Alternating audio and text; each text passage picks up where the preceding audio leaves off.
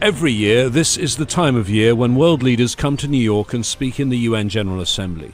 Last year, Ukraine's President Zelensky addressed the gathering by video link, but this time he's expected to attend in person. President Putin, facing an arrest warrant from the International Criminal Court, is not coming and will be represented by his Foreign Minister Sergei Lavrov.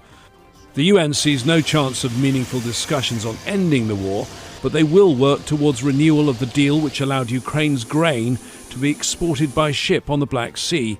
Russia pulled out of that agreement in July. I will be receiving President Zelensky, I will be receiving President Erdogan, I will be receiving Minister Lavrov, and obviously this question will be on the table of our discussions.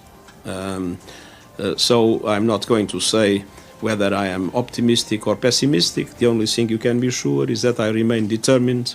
The other key area of discussion this week is the Sustainable Development Goals being overseen by the Secretary-General's deputy. In the garden of UN headquarters, they've built a special pavilion to highlight the series of targets the UN agreed in 2015 to help all of humanity with the slogan, "No one left behind."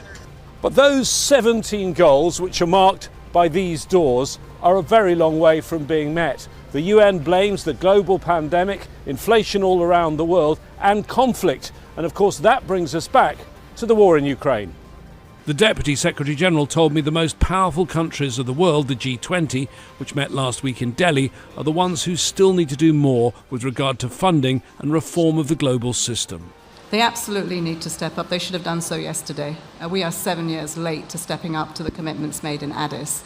What we see is some movement towards saying we will do that, but I think there are many frustrations, trust deficits around will that happen, will it not happen? The UN really hopes there'll be a quantum leap in the fortunes of the Sustainable Development Goals over the next few days, but some diplomats fear the war in Ukraine might end up overshadowing these efforts.